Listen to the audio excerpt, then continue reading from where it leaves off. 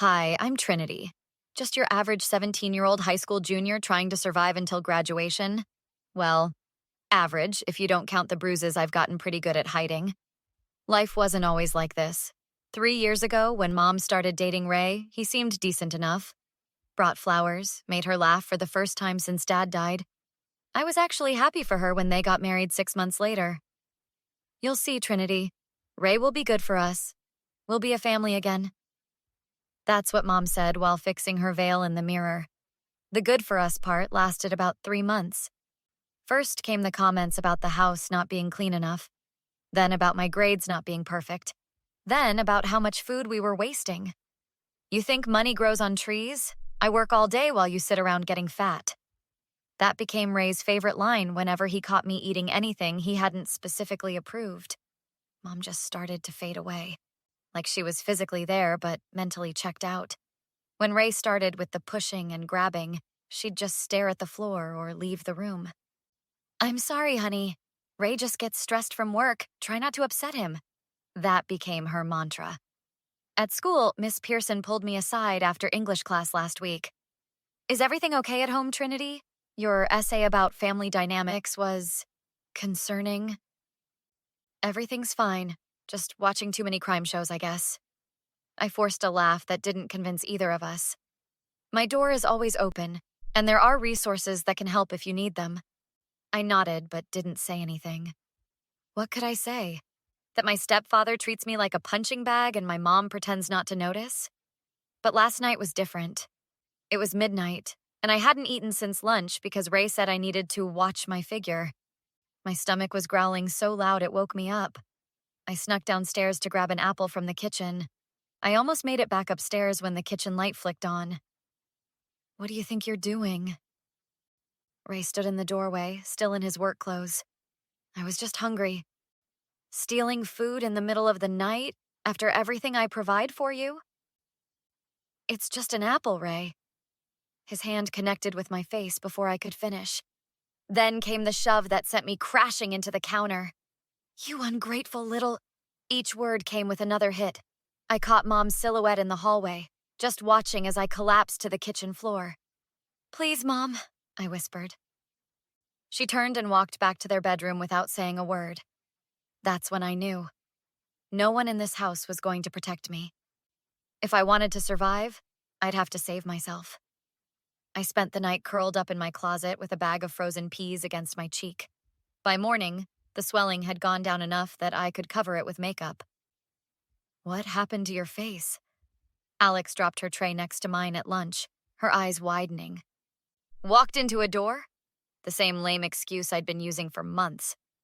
"Bullshit. That's the third door this month." Alex pushed her untouched pudding cup toward me. "You're gonna tell me what's really happening, or I'm going to your house myself."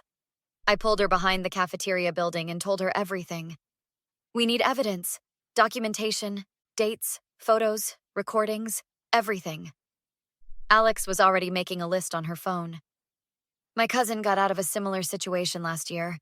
The system's broken, but evidence is the only language it understands." That afternoon, Alex gave me a small voice recorder and a burner phone. "Hide these where he won't find them. Back everything up to this cloud account I made. Passwords your favorite ice cream flavor plus the year we met." For 2 weeks, I documented everything. Photos of bruises, voice recordings of Ray's threats, dates and descriptions in a password-protected app Alex installed. "You've been on that phone an awful lot lately." Ray cornered me in the hallway one afternoon. "What are you hiding?" "College application essays. Due next month?" The lie came easily now. "Let me see." His hand shot out. I clutched my phone tighter. "They're not finished." Ray grabbed my wrist so hard I felt something pop.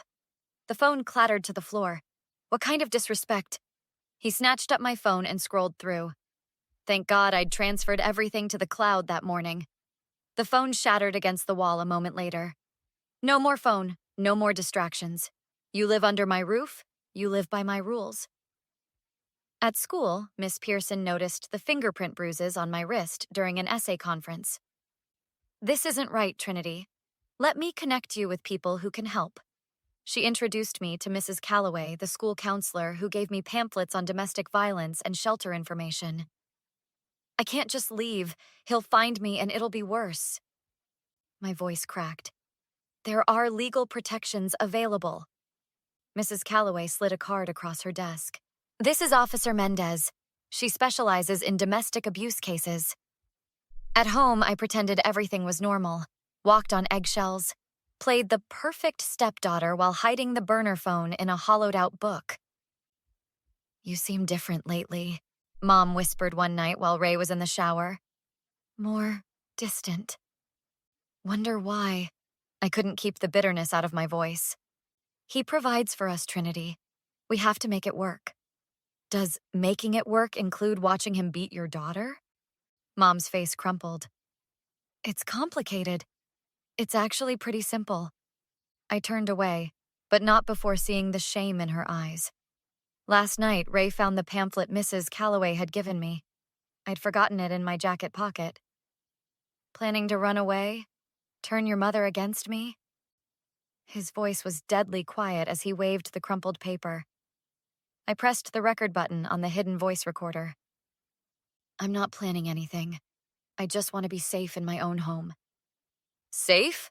I'll show you what happens to ungrateful little bitches who... The first blow caught me in the stomach, but this time I didn't try to run. I needed this evidence. Each hit, each threat, each moment of terror was being recorded. My ticket out. I woke up barely able to move. Every breath sent pain through my ribs. Alex found me hunched over in the bathroom. We're calling someone right now. She pulled out the card from Mrs. Calloway. Officer Mendez met us in an empty classroom. No uniform, just jeans and a blazer with kind eyes that hardened when she saw my face.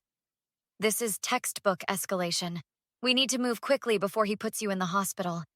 What can we even do? It's his word against mine. Officer Mendez laid out a small black device. Body cam, records audio and video. Battery lasts 72 hours. He'll find it? Not if we're smart about placement, Alex said. Your hoodie zipper pull. He never pays attention to what you wear anyway. We spent the next hour planning. Officer Mendez showed me how to activate the camera. We need to document a pattern and catch him in a significant act. I can plant additional recorders, Alex suggested. My dad's security company has these tiny ones that look like outlets. I've already got one in my room and kitchen. Need one in the living room where he usually starts. After school, Alex helped me plant the devices while both Mom and Ray were out. You sure you're ready? I don't have a choice. The next days were endless. I felt like I was walking around with a bomb. You've been quiet lately, Mom said while doing dishes. Everything okay at school? Just peachy. Loving how my home life is giving me material for my psychology paper on abuse enablers? Mom flinched. That's not fair, Trinity. What's not fair is watching your daughter get beaten while you pretend it's not happening. The recorder caught her response. You don't understand what it's like to be alone. Ray has issues, but he loves us. Is that what you call love? Friday night, everything was set. Officer Mendez and patrol cars were parked nearby. The body cam was activated, disguised as a button on my cardigan. I deliberately left dirty dishes in the sink. When Ray came home, I smelled alcohol. What's this pigsty? You and your mother just sit around doing nothing? Sorry, I had homework. I kept my voice neutral despite my hammering heart. Sorry doesn't clean dishes. He knocked a glass into the sink, shattering it. Useless, just like your mother. Mom appeared. Ray, honey, I'll clean it up. Too late. He grabbed my arm, twisting it behind my back. Little princess needs to learn respect. I pressed the panic button in my pocket, the signal to Officer Mendez. Let go. You're hurting me. Hurting you? I'll show you hurt. Ray, please, Mom begged. The neighbors will hear. Let them hear how I discipline my family. His fist connected with my jaw as the front door splintered open. Police! Hands where we can see them! Ray froze, fist raised. Officer Mendez entered, weapon drawn. Raymond Winters, you're under arrest for domestic assault of a minor. This is my house. She's lying. Tell them, Diane. Mom trembled. We have everything on camera, ma'am, Officer Mendez said, including your knowledge of the abuse. The look on Ray's face as they led him away was everything I'd waited for. The next few days were a blur of police stations, hospital visits, and social workers. Ray was denied bail. Apparently, he had a record nobody knew about. 2 previous domestic violence charges from before he met Mom. You've ruined everything, Mom hissed at me in the courthouse hallway. We had a home, stability. Now what are we supposed to do? We? There is no we anymore. I'm still your mother. You think anyone else is going to take care of you? That's when a voice called from behind us. Actually, I will. I turned to see Aunt Catherine, Mom's sister, who Ray had forbidden from visiting. She wrapped an arm around my shoulders. I've got a spare room ready. Already cleared it with the social worker. Mom's face went pale. You can't just take my daughter. Watch me. You failed to protect her. The court agrees with me. 2 weeks later, I watched from the gallery as Ray pled guilty to 3 counts of child abuse and domestic violence. 5 years? No possibility of parole for at least 3. The evidence was too overwhelming for even his overpriced lawyer to fight. I hope you're satisfied, Mom muttered beside me. Everyone at church is talking. I can't even show my face at the grocery store because you're worried about what people think, not what happened to me. I was scared too. You think it was easy living with him? No, but I was the kid. You were the parent. At Aunt Catherine's house, I had my own room with a lock on the door. She helped me apply for a restraining order against both Ray and Mom. This came for you. Aunt Catherine handed me a letter from jail a month later. Ray's handwriting, begging forgiveness, claiming he'd found God, promising he'd changed. I tore it up without finishing. Mom showed up unannounced the day before my 18th birthday. I've left him, for good this time. We could start over, just us. Too late. 3 years too late. I'm sorry. What more do you want me to say? I don't want you to say anything. I want you to leave me alone. The look of shock on her face almost made me laugh. She'd never imagined a world where her apology wouldn't fix everything. By summer, I had a full scholarship to State University, 3 hours away from anyone who knew my history. Alex helped me move into my dorm. Look at you now. College girl, free woman, total badass. Couldn't have done it without you. I hung up the last poster in my half of the room. Sure you could have, but I'm glad you didn't have to.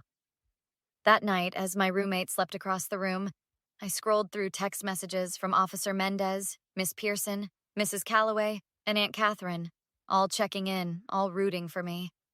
3 years ago, I was a terrified kid with no way out. Now I was planning my future, surrounded by people who actually cared about my well-being. Ray would be in prison for years. Mom was out of my life by my choice, not hers. And me? I wasn't just surviving anymore. I was finally living. What do you think? Are enablers of abuse, like Trinity's mother Diane, just as guilty as the abusers themselves? Should they face similar consequences? The line between victim and accomplice can be blurry, but does that excuse standing by while someone you should protect suffers? If this story resonated with you or made you think, please hit that like button. Your support helps these stories reach others who might need to hear them. Subscribe for more powerful stories about overcoming life's darkest challenges and finding justice. And if you know someone who needs to hear this message of strength and accountability, share this video with them today.